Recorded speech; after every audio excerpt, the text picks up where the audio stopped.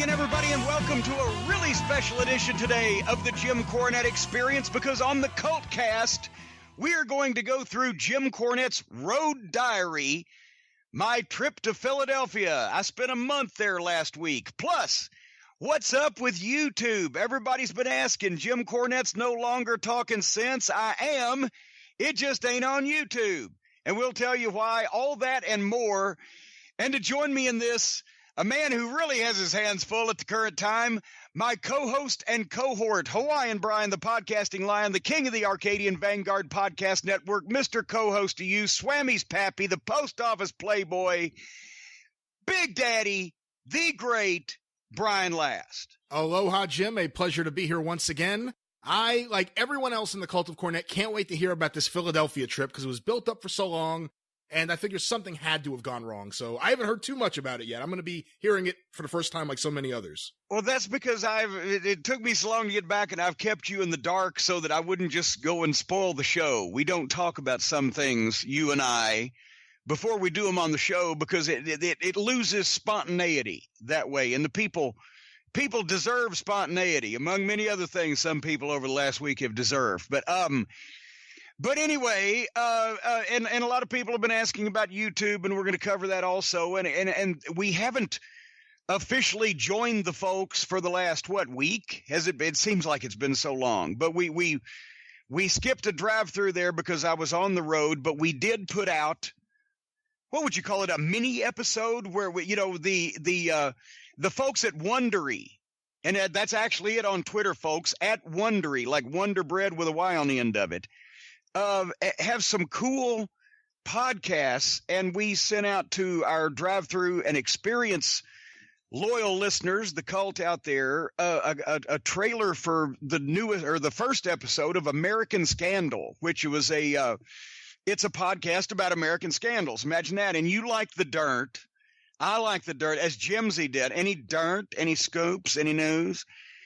We love the dirt on people, and it was a cool program. And you know what? It reminded me, and it's the reason why I liked it, with the sound effects and the voiceover actors. It reminds me of old-time radio, because when I was a kid, the Louisville Free Public Library radio channel here started broadcasting like old Inner Sanctums and The Shadow and, classic old radio programs. I actually taped them with my tape recorder when I was 9 years old, still have those cassettes because I was a demented child. And then I was listening to some of them on Sirius radio. They've got the classic radio channel. Anyway, I love that kind of shit. And this is the podcast version of me of classic radio. They've a great production. You've seen in the movies how they did the radio sound effects live. I think this is probably more high tech. But anyway, we sent that out, and everybody tweeted about it because a bunch of people that listened to it liked it. So. And it also always makes us look good when we mobilize the forces of the cult to tweet about these people and give them the rub of our massive celebrity here at our broadcasting empire that we operate here. So we thank everybody for that. That was a cool show, though, wasn't it? Well, that's the only reason why we agreed to do it, was we actually enjoyed what it was and thought it was something you and I would listen to, so why not introduce the other listeners to it? And I got a couple of I just like I said, old radio and radio recreations and things like that. I've actually got a couple of those books that have the old news bulletin, like the Hindenburg, the humanity, down through history, famous radio calls and etc. And it reminds me of shit like that. I got the original War of the Worlds on vinyl. Well, I do too, motherfucker. How about that? Okay, well, I have the other one you mentioned also. Well, and you know what? I've got Jesse Ventura's picture disc with him all dressed up as a fucking Navy SEAL in camouflage and everything. I've got the Mad Dog Vachon rap in French. And I just got the Rufus R. Jones single the other day. Frank the Collector, thank you. He's a hell of a guy too, and I still owe him a DVD that I'm going to make for him. And I've got Plowboy Frazier's country music single released on Barbarian Records in 1974. Find something more obscure than that. You win. I didn't even know about that. That's pretty good. Well, there you go. See now, God damn it. I hate to just have to win right off the top of the bat, but it's my birthday week still. so I should win. And I want to thank everybody. On my birthday, of course, I was enclosed in the car driving and did not get a chance to reply to all of the birthday wishes I got on Twitter, but I had a bunch, and I thanked everybody in bulk, like sent out the bulk tweet or whatever. Just thank you all. But I should have recognized more people by name, but I was trapped on this trip. But the Philadelphia trip was out of Charles Dickens is what it was, Brian. It was the best of times. It was the worst of times. At some points, I was just thrilled and happy and just flattered and just praised and just felt wonderful. And other times I was on the verge of a mental fucking breakdown. And I realized why I don't do this often anymore. And John fell in Baltimore and rolled all the way to Philly and spent the weekend with me. I asked him at the end of the thing, I said, so you want to be a celebrity? And he said, no. He had to call to check up on me to see if I'd made it home all right or if I'd expired of a stroke or a heart attack. Here's the thing. The event, the Keystone Comic Con, was last Thursday, Friday, and Saturday, 14, 15, 16 of September. Well, of course, because Philadelphia is 700 miles and I don't want to just be worn out as soon as I get there, I leave on Wednesday and arrive on Thursday for the load in of the merchandise and et cetera. And a lot of people once again, well, Cornette, if you'd fly, well, then I've got 1,000 pounds of fucking merchandise. Well, you know, what's the Delta's going to fucking put that in a seat next to me? I'm going to a Comic Con. You take shit, right? But anyway, it's 700 miles, so I'm going to leave on Wednesday, get there on Thursday for the load in, do the show Friday, Saturday, Sunday, stay overnight, leave on Monday morning, my birthday, but and have a leisurely drive back, arriving back home on Tuesday, and everything should be fine, right? I leave on Wednesday morning, and I go to Charleston, West Virginia, and turn left, go to Morgantown, West Virginia, and turn right, go to Hagerstown, Maryland, and turn left, and arrive in Chambersburg, Pennsylvania, 540 miles. By the evening time, where I check in to a beautiful Hampton Inn on the side of the road there, and I've had Wendy's for lunch and Wendy's for dinner, and I'm doing pretty good. So far, so good, right? Thursday morning, I get up, and I've got a little time to kill because I don't want to get there too early because then they won't give me my room, right? So I have brunch at the Cracker Barrel. You know what my brunch order at the Cracker Barrel is, don't you? This is the best brunch you'll ever have. Fried chicken with gravy with 2 fried eggs over easy on the top of it, a side of bacon, and a double side of hash brown casserole. You've got breakfast and lunch taken care of all in one. And that was very nice. And I'm thinking, well, this trip ain't going to be too bad. Brody had a fill of cholesterol? Yes, I'm doing good because I was 198 when I left home, right? So I've got some room. And it's about 170 miles on to Philadelphia, but now you get on the Pennsylvania Turnpike. And they have widened and improved it since I used to travel on it 20 or 30 years ago. I will say that for them. But they also apparently are still paying for it because I'm on this turnpike like maybe 100 miles. It costs $18. Okay, welcome to the Northeast. Yep.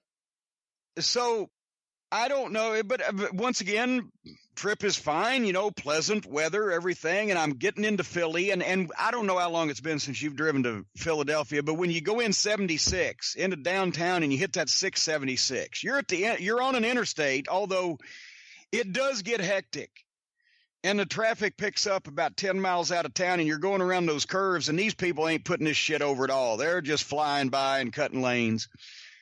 But finally, when you get down to 676, which is an interstate that goes into town, you are on a highway until suddenly you're just on a fucking road downtown, just a street. Holy shit. And it's bumper to bumper. And now I'm trying to find this hotel because once again, I'm a Hilton guy, Hilton chain, got the card and everything, get special treatment, special privilege, kind of like that fucking leg lamp on A Christmas Story, a special award. What do you get? What special privileges do you get? Well, you get points and you get free nights and you get, depends on how many. I have been at various times a gold and diamond member where you get free nights and you get non-blacked out dates and you know, et cetera, et cetera. It's very rewarding. But anyway, so I'm staying at the Hilton Garden Inn right across the street from the Philadelphia Convention Center. And I've got the directions because now I'm in downtown Philly driving Black Beauty, the Ford Expedition, right? And these people are, at least it's bumper to bumper now, so they're not whizzing. But everybody in Philadelphia drives like they just stole that car. They just don't give a fuck what happens to it. It's not like it's their own. They've just stolen it from somebody and they could give a fuck, right? So anyway, I've got the written directions that I've written down off the hotel website, and I've got the GPS, which is taking me in a different direction. I decided to follow the hotel's directions because they ought to know where they are. And come to find out, the loophole was their actual address is around the corner from the fucking front door. Explain this to me some other time. So anyway, now I'm in downtown with this giant fucking Ford Expedition filled to the brim with Cornette's collectibles. And I'm trying to read this piece of paper, and I make several turns, and these streets are just bumper to bumper, and they're one way. And at one point, a bus has stopped to let people out, and I swear to God, I saw these two people in front of me. They got within an inch of each other, of sideswiping each other, and one of them was up on the sidewalk just to get around this bus and save 15 seconds.